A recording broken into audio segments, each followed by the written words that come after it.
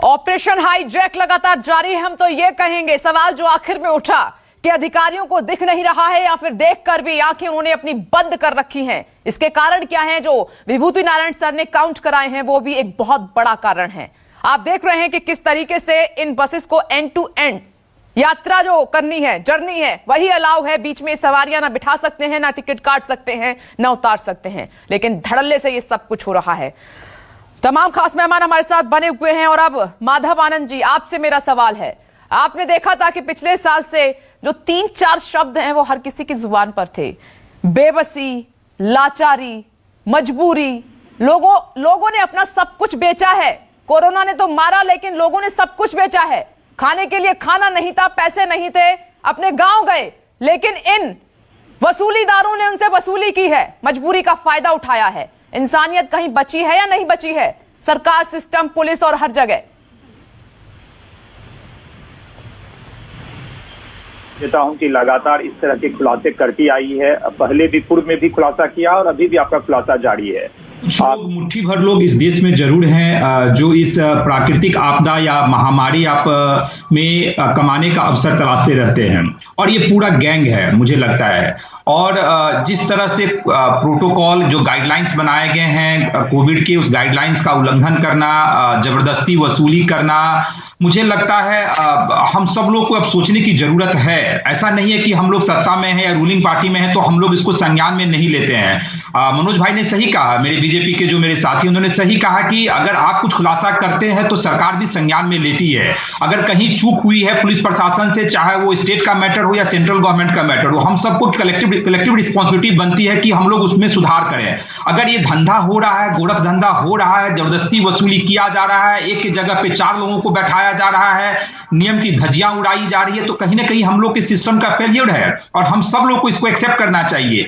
चाहे वो यूपी की बात हो, बिहार की बात हो, यूपी में भी अपनी सरकार है, बिहार में भी एनडीए की सरकार है, केंद्र में भी अपनी सरकार है। तो लेकिन मुझे लगता है पुलिस प्रशासन से यहां चूक हुई है। पुलिस प्रशासन की मिलीभगत है या क्या है, यह तो एक इन्वेस्टिगेशन का विषय हो सकता है, या किस रूप में ये धंधा चलाया जा रहा है, जिस रूप में ये लोग बोल्डली और आगे आके बता रहे हैं कि हम लोग हर जगह मैनेज करके काम कर रहे हैं, तो कहीं ना कहीं पूरा लगता है कि सिस्टम का ये पार्ट बन चुका है। और इसका खुलासा करके आपने बड़ा अच्छा काम किया, धन्यवाद के पात्र हैं। मैं भी बिहार सरकार से भी आग्रह करूंगा कि अगर ऐसे लोग जो कोविड के नियमों का पालन नहीं कर रहे हैं और वहां पहुंच रहे हैं, तो भाई उसमें भी बिहार सरकार भी ध्यान रखे कि आखिर कैसे ये लोग पहुंचे हैं तो किस रूप में गाइडलाइंस का पालन हुआ है कि नहीं हुआ है। मैं उत्तर प्रदेश सरकार से भी आग्रह करूं कि उत्तर प्रदेश से अगर गाड़ी जा रही है तो स्टार्टिंग तो यहीं से हुई है, तो यहां भी ध्यान दे। और हम सब लोग अगर मिल जाएंगे निश्चित रूप से, तो इस प्राकृतिक आपदा महामारी से भी जीत पाएंगे। और ऐसे लोग जो मुट्ठी भर लोग हैं देश में, जो आदरणीय प्रधानमंत्री जी को बदनाम करने की साजिश करते हैं, ठीक कहा कि क्या क्या ये लोग कौन से किट लाते रहते हैं जहां हम सब लोगों को मिलकर इस आपदा से लड़ना है। की थी कि प्लीज मुद्दे से ना भटकाएं। नहीं, मुद्दे से नहीं भटक रहा, मैं तो कह रहा हूं कलेक्टिवली, मैंने कहा कलेक्टिवली। लेकिन ऑपरेशन हाईजैक की आज हम बात कर रहे हैं। अगर पुलिस वाले मिले हुए हैं, एक तरफ जो ईमानदारी से काम कर रहे हैं, मैं क्लियर कर दूं, उनको न्यूज़ 24 सलाम करता है, सल्यूट करता है, लेकिन पुलिस वाले जो मिले हुए हैं उनको शर्म आनी चाहिए, शर्म आनी चाहिए। और जो विभूति नारायण सर ने कहा कि उन्होंने अपनी लंबी सेवा दी है और उसमें ऐसी जानकारी थी कि इनके मालिक नेता भी होते हैं, तो उनको भी शर्म आनी चाहिए अगर आज ये हमारा ऑपरेशन हाईजैक वो घर बैठे देख रहे हैं। हालांकि फर्क नहीं पड़ता है, मुझे मालूम है, क्योंकि इंसानियत को तो तार तार किया ही गया है। अनुराग भदौरिया, देखिए, आपने देखा होगा जिस तरह से सरकार है, उत्तर प्रदेश में भी भारतीय जनता पार्टी की है, बिहार में भी भारतीय जनता पार्टी की सरकार है। और भारतीय जनता पार्टी की सरकार में भ्रष्टाचार क्यों हो रहा है लगातार? जब से कोरोना काल आया, आपने देखा उत्तर प्रदेश के अंदर में पीपी किट घोटाले में भी इनका भ्रष्टाचार देखने को मिला, मेडिकल इक्विपमेंट खरीदने में इनका भ्रष्टाचार देखने को मिला। और जिस तरह से आप कोरोना से लोगों की मौतें हो रही हैं, और जिस तरह से ऑक्सीजन का आपने देखा कालाबाजारी इनके समय देखने को मिली, हॉस्पिटल में लूट व्यवस्था इनके समय देखने को मिली। तो ये सारा भ्रष्टाचार, और जिस तरह से बसों में लोग 4-4 लोग बैठ के जा रहे हैं और 1000-1000 किलोमीटर, 500-500, 600 किलोमीटर की दूरी तय कर रहे हैं, तो जाहिर सी बात है कि सरकार की मिलीभगत है। तो सरकार इतनी भारतीय जनता पार्टी की सरकार इतनी भ्रष्टाचार क्यों है भाई? इस आपातकाल में जिस समय लोग आपदा काल से गुजर रहे हैं, उस समय भी सरकार, उसका वजह सिर्फ यही है, इस सरकार की भ्रष्टाचारी का वजह सिर्फ यही है क्योंकि सरकार में बैठे लोग हवा हवाई बातें कर रहे हैं। जैसे मैंने आपको बोला, जब यहाँ के उत्तर प्रदेश के मुख्यमंत्री हवाई बातें करेंगे, हवा में उड़ेंगे, हवा में समस्या को देखेंगे, हवा में समस्या का समाधान करेंगे, फिर हवा में उड़ जाएंगे, तभी तो यहाँ हाईकोर्ट को भी कहना पड़ता है कि यहाँ पे सब राम भरोसे। इसलिए पूरा देश भारतीय जनता पार्टी ने राम भरोसे एक तरह से छोड़ दिया है। आप सोचिए, नाक के नीचे पूरे उत्तर प्रदेश पार करके बस जाएगी, उसके बाद बिहार में घुसेगी, बिहार के उत्तर प्रदेश के लोग भी जाएंगे। आखिर पुलिस क्या करती है, बैरिकेड क्या करती है? इसके मतलब सब लेन देन का कार्यक्रम है, 10,000 20,000 जैसा आप बता रहे हो। तो ये भारतीय जनता पार्टी नाम ही भ्रष्टाचार पार्टी है, झूठी पार्टी है, जुमलेबाज पार्टी है। ये राष्ट्र निर्माण की बात नहीं करती। बीजेपी निर्माण के चक्कर में, अपने कार्यकर्ता निर्माणों के चक्कर में, अपना निर्माण करने के चक्कर में राष्ट्र को बर्बाद करने में लगी। सोचिए आप, आज इतनी बड़ी आपदा हमारे राष्ट्र के ऊपर पड़ी है, उसके बावजूद भी ये राष्ट्र की आपदा पे बात नहीं करना चाहते। जिन लोगों की मौतें हो गई हैं उत्तर प्रदेश में, अगर आप देख लिया जाए तो यहाँ 5-5 विधायकों की इस कोरोना से मौतें हो चुकी हैं और 3-3 मंत्रियों की मौतें हो चुकी हैं। तो क्या ये भी साजिश का हिस्सा है? मैं इनसे पूछना चाहता हूँ, ये आप सच्चाई को क्यों नहीं मानना चाहते? ये सच है, इसको क्यों नहीं मानते कि कोरोना की आपकी नाकामी, फेलियर की वजह से आपने समय से व्यवस्था नहीं कर पाई? राजनीतिक वार लगातार जारी है। अनुराग भदौरिया, आप जो कह रहे हैं उस पर मनोज यादव जी अपनी उंगली उठा रहे हैं काफी देर से। मैं जवाब ले लेती हूँ, ध्यान से सुनिएगा। मनोज यादव जी बोलिए जरा। देखिए विपनेश जी, तो पहले हमने कहा कि ये कलेक्टिव रिस्पॉन्सिबिलिटी है और जो भी जिम्मेदार होगा तय की जाएगी।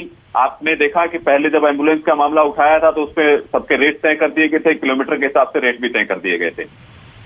तो ये सबकी कलेक्टिव जिम्मेदारी है और मुझे लगता है कि जो भी इसमें दोषी होगा निश्चित रूप से उस पर उत्तर प्रदेश सरकार काम करेगी और निश्चित रूप से उसको दंडित किया जाएगा। नजर क्यों नहीं पड़ रही है सर? करेगी भैया विपनेश जी, खुलासे से पहले नजर क्यों नहीं पड़ रही है? या न्यूज़ 24 खुलासे करेगा तभी आप एक्शन लेंगे? सुन लीजिए, इन्होंने जो आरोप लगाया मैं जवाब दे देता हूं। उत्तर प्रदेश के यशस्वी मुख्यमंत्री योगी आदित्यनाथ जी लगातार वो कोविड होने के बावजूद भी युद्ध स्तर पर काम करते रहे और अभी भी युद्ध स्तर पर जमीन पर खड़े हुए हैं। हवाई नेता कौन है सबको पता है, और जिन्होंने केवल सफाई तक ही विकास किया, केवल एक परिवार का विकास किया, उनको दिखाई नहीं देगा। जिन्होंने केवल एक प्राइवेट लिमिटेड कंपनी चलाई, ये जो बातें हो रही हैं, ये मेरी चर्चा को किसी अन्य दिशा में ले जाएगी ये बातें, और जो मैं डिस्कस कर रही हूँ इस पर फोकस नहीं रहेगा। सो प्लीज मुद्दे पर ही बात कीजिए। मैं ये जानना चाहती हूँ, ये प्राइवेट लग्जरी बसेस के मालिक कैसे धड़ल्ले से ये नियमों की धज्जियां उड़ा रहे हैं, कैसे लोगों की मजबूरी का फायदा उठा रहे हैं, कौन है इसके लिए जिम्मेदार? मनोज यादव जी, उसमें डीआरडीओ हॉस्पिटल बना, आपने कौन सा हॉस्पिटल बनाया बता दीजिए मुझे। केवल एक परिवार का विकास किया, इनको क्या पता है सबका साथ सबका विकास सबका विश्वास क्या होता है? हॉस्पिटल का नाम बताओ ना, मैं आपको 20 हॉस्पिटल का नाम बता दूंगा। क्या रामलोहिया हॉस्पिटल हो, क्या यहाँ पे सेफ्टी का मेडिकल कॉलेज हो, चाहे लखनऊ का मेडिकल कॉलेज की ओपीडी को हमने यहाँ इमरजेंसी को बनाया, क्या पीजीआई को हमने यहाँ ओपीडी उसकी नहीं बनाई, चाहे गोरखपुर का बीआरडी हॉस्पिटल को हमने उसको नया बनाया, चाहे एम्स की हमने वहाँ पे जमीन ली, चाहे कैंसर हॉस्पिटल हो, चाहे वहाँ बदायूं का मेडिकल कॉलेज हो, आजमगढ़ का मेडिकल कॉलेज हो, जौनपुर का मेडिकल कॉलेज हो, या अयोध्या में कॉलेज बनाया हो हमने मेडिकल, क्या हमने सीतापुर में बनाया हो? आप बताओ आपने कौन सा बनाया? सिवाय हवाई बातें करने में, हवा में उड़ने में, हवाई बातें, हवा में समाधान, हवा में समस्या का समाधान करते घूमते। इसलिए हाईकोर्ट को बोलना पड़ता है कि सब राम भरोसे आपने छोड़ दिया, क्योंकि आप तो हवा में हो और जनता राम भरोसे नीचे बैठी है, इंतजार करती रहती है कि हमारी कोई दवा आएगा, कहीं एम्बुलेंस आएगा, कोई यहाँ पे हमारी टेस्टिंग होगी। गाँव वालों को ना टेस्टिंग है, ना एम्बुलेंस है, ना वहाँ हॉस्पिटल की व्यवस्था है, वो बेचारों की सांसें फूलती है, अचानक उनकी सांसें निकल जाती है। ये आपने दिया उत्तर प्रदेश के अंदर, उत्तर प्रदेश की सिर्फ मौतें आपने दी है, पूरे हिंदुस्तान को आप सिर्फ मौतें दे रहे हो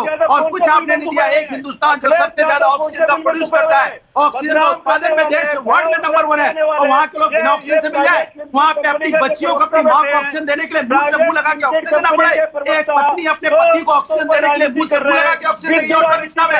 ये आपने उत्तर प्रदेश और देश को लाकर खड़ा कर दिया है और बहस भी करते ऊपर से। मनोज यादव जी, अनुराग भदौरिया जी, आपको शर्म नहीं आती कि ऑटो में बैठ के एक पत्नी अपने पति को बचाने के लिए अपने मुंह से ऑक्सीजन दे रही है, मुंह से उसको सांसें दे रही है, और आप बैठ के बहस कर रहे? सोचिए आप, ये मानवता है? इसके मनोज यादव जी, अनुराग भदौरिया जी, रुकिए, दोनों रुकिए। नहीं सुनाई दे रहा है कि आप लोग क्या कह रहे हैं आपस में, और अगर आपकी बात जनता तक नहीं जाएगी तो इस बहस का कोई मतलब नहीं रह जाता है सर, अर्थहीन।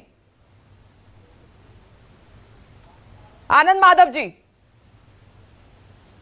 पहले तो माधव आनंद जी का धन्यवाद देना चाहता हूं, इन्होंने आगे आके इतनी हिम्मत दिखाई और स्वीकार किया कि ये पूरा सिस्टम फेलियर है और इस सिस्टम में ऊपर से नीचे के लोग इन्वॉल्व हैं, तो इसलिए वो धन्यवाद के पात्र हैं कि वो इस तरह साहस से इस बात को कहे। और ये सच्चाई है जहां तक है ये सिर्फ लेन देन का मामला नहीं है, इसमें भागीदारिता है, इसमें वो शामिल है, इसमें सम्मिलित है। आप इत्तेफाक रखते हैं जो विभूति नारायण सर ने सर कहा कि इनके जो मालिक हैं वो हर पार्टी से जुड़ा हुआ एक नेता जरूर निकल सकता है और इसीलिए एक्शन नहीं हो रहा है। निकल लीजिए, आप जांच देखिए। ऐसा है कितनी तरीके से होती है, सरकार सोनिया गांधी जी की कितनी हिस्सेदारी है, शरद पवार की कितनी हिस्सेदारी है, उद्धव ठाकरे की कितनी हिस्सेदारी है, वसूली सरकार वालों को, वसूली सरकार वालों को कैसे पता है, जिन्होंने वसूली किया उनको अच्छे से पता है। मनोज यादव जी, आनंद माधव जी, 1 मिनट में रोकना चाहूंगी।